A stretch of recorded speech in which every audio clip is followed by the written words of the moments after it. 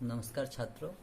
बहुत दिन से मेरे पास बहुत सारे छात्र बोलते थे कि सर लेटर कैसे लिखते हैं, पत्र कैसे लिखते हैं, आप थोड़ा उसके बारे में जानकारी दीजिए। तो आज मैं आप लोगों के सामने रखा हूँ कि पत्र कैसे लिखते हैं और कितने प्रकार के पत्र होते हैं और उनके केंद्र बिंदु क्या क्या है, कौन कौन से हमको पॉइंट देखना है एक पत्र लिखने के लिए। तो चलिए हम देखते हैं पत्र कैसे लिखते हैं। जैसे कि आप लोग देख सकते हैं कि मैंने यहाँ पे औपचारिक पत्र लिखा है। यानी पत्र दो प्रकार के होते हैं, औपचारिक और अनौपचारिक। और ये मैं ऑफिशियल लेटर आप लोगों के लिए लाया हूँ। ये है औपचारिक पत्र। इसके केंद्र बिंदु मैंने क्या क्या रखा है, यानी एक पत्र लिखने के लिए हमको ये 9 तरह के जो है पॉइंट को देखने की ज़रूरत होती है। तो पहला जो पॉइंट है यह है विद्यालय का नाम और पता। दूसरा जो पॉइंट मैंने रखा है यह है विषय। तीसरा जो पॉइंट रखा है यह है संबोधन। और चौथा जो पॉइंट है यह है विषय वस्तु। पांचवा पॉइंट है समापन। और छठा पॉइंट है अभिवेदन।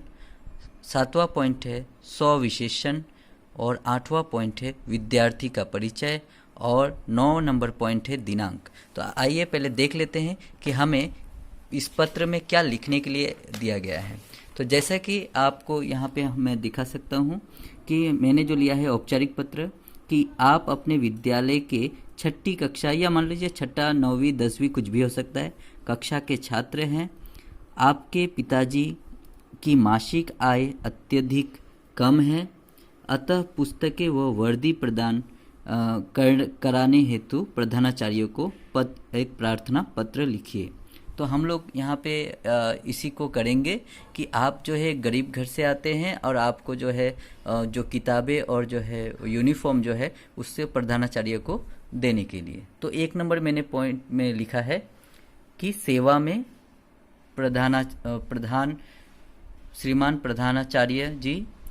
और यहाँ पे कोई भी स्कूल का आप नाम दे दीजिए। और यहाँ पे एड्रेस यानी गुवाहाटी असम मैंने यहाँ पे दिया है। तो 1 नंबर पॉइंट हम लोगों ने क्या किया है, ये क्या है विद्यालय का नाम और पता। अब आ जाते हैं दूसरे बिंदु पे। दूसरा बिंदु मैंने लिखा है विषय प्रधानाचार्य से पुस्तकें व वर्दी प्राप्त करने हेतु के संबंध में। यानी इसमें क्या था, विषय लिखना था। यानी यहाँ पे सब्जेक्ट कुछ भी हो सकता है, जो भी सब्जेक्ट होता है उसको यहाँ पे हम लोग विषय के रूप में लिखेंगे। और ये भी हमको ध्यान देना है कि केवल ये विषय जो होता है औपचारिक पत्र में ही लिखना पड़ता है, यानी ऑफिशियल लेटर में ही हमको सब्जेक्ट लिखना पड़ता है। उसके बाद 3 नंबर में हम लोगों ने महोदय, यानी यहाँ पे हमको ये दिखाना पड़ता है कि हम जिसको दे रहे हैं उसके बारे में यहाँ पे लिखना पड़ता है। यानी हम लोग इसको क्या किए हैं, 3 नंबर पॉइंट संबोधन। हम लोगों ने संबोधन किया है किससे, महोदय बोल के। उसके बाद हम लोग आ जाते हैं 4 नंबर पॉइंट। 4 नंबर पॉइंट यहाँ पे क्या दिए गए थे हम लोगों ने, विषय वस्तु, कि हमारा सब्जेक्ट क्या है, हम लोग किसके बारे में लिख रहे हैं। तो मैंने यहाँ पे लिखा है क्या, सविनय निवेदन यह है कि मैं आपके विद्यालय की, यहाँ पे कुछ भी हो सकता है, कक्षा कोई भी लिख लीजिए, 9वीं, 10वीं, छठी कक्षा का छात्र हूँ। मेरे पिताजी की मासिक आय मात्र 1000 रुपये, यहाँ कोई भी आप मेंशन कर दीजिए, 1000 जो भी हो रुपए है। इसके अतिरिक्त आय का कोई स्रोत नहीं है।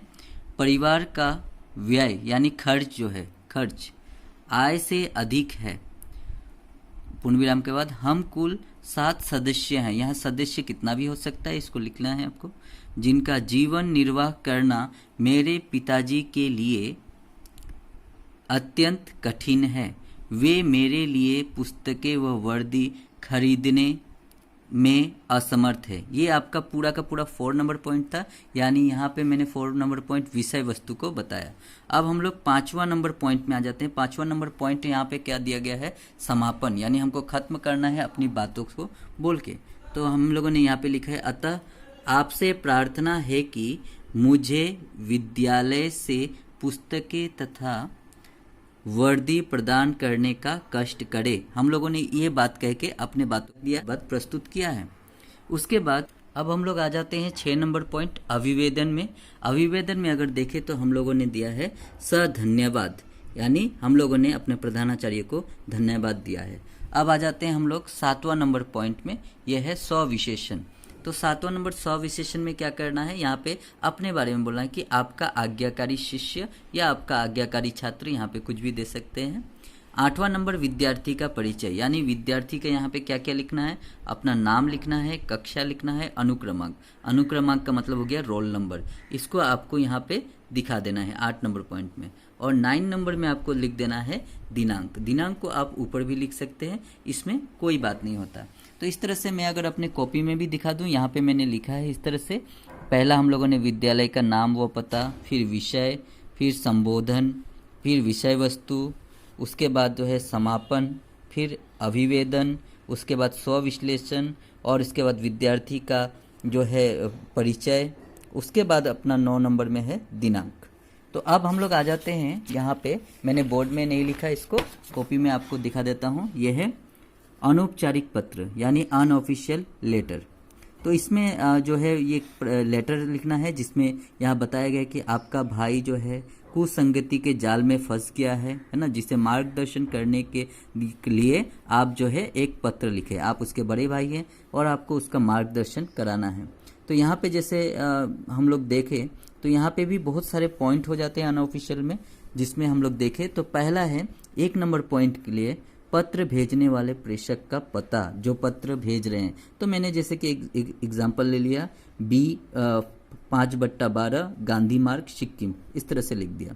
2 नंबर पॉइंट में आपको क्या करना है, दिनांक, यहाँ पे आपको दिनांक लिखना है। अनऑफिशियल लेटर में मैंने यहाँ पे दिनांक को यहाँ पे दिखाया है, तो दिनांक कोई भी आप दे दीजिए।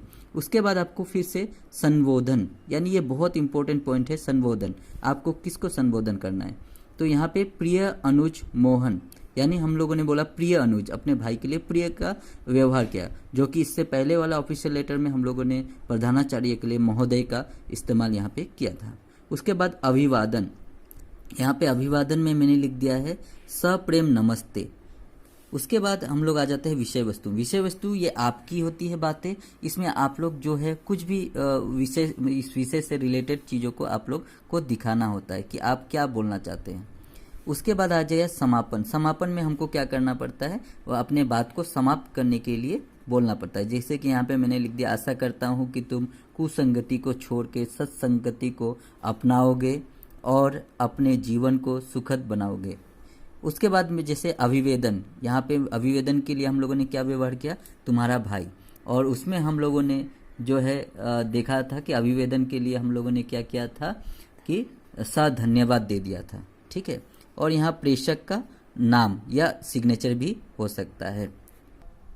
तो इस तरह से देखें तो दोस्तों हम लोग जो है औपचारिक और अनौपचारिक, यानी जो ऑफिशियल लेटर और अनऑफिशियल लेटर को हम लोग यहाँ पे दिखा सकते हैं। यानी 7 पॉइंट बहुत ही इंपॉर्टेंट होता है, ये 7 पॉइंट आप याद रखिएगा ऑफिशियल लेटर के लिए, जी कि पहले अपना पता देना है, ये कहाँ विद्यालय के बारे में पता देना है, जो भी जहाँ का जिसके बारे में लिखना है हमको उसका पता देना है। उसके बाद विषय को हमको लिखना ही है, ऑफिशियल लेटर में हमको सब्जेक्ट मेंशन करना ही है, ठीक है। उसके बाद संबोधन, विषय वस्तु, समापन, अभिवेदन या स्वविशेषण, विद्यार्थी का परिचय, यहाँ पे कुछ और भी परिचय हो सकता है कि आपको जो है न्यूज़पेपर में अपना जो है कुछ देना पड़ सकता है।